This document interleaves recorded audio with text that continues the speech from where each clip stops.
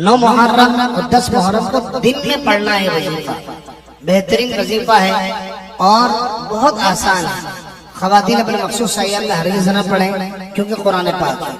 سورۃ الفاتحہ پڑھنی ہے آپ نے دن میں 9 محرم کو بھی اور 10 محرم کو بھی 100 مرتبہ 9 محرم کو، 100 مرتبہ 10 محرم کو، اور اس کے بعد اللہ تعالیٰ سے دعا کرنی ہے اپنی بیماریوں کے لیے۔ جو بھی بیمار ہیں، والدین ہیں، بچے ہیں، آپ یقین مانیے 2 دن بعد آپ کو خود محسوس ہوگا کہ آپ کی بیماریاں ختم ہونا شروع ہو گئی۔ الحمدللہ رب العالمین، ہم نے جس کو بھی یہ وظیفہ بتایا اللہ کا شکر، اللہ نے اسے بیماریوں سے نجات عطا فرمائی۔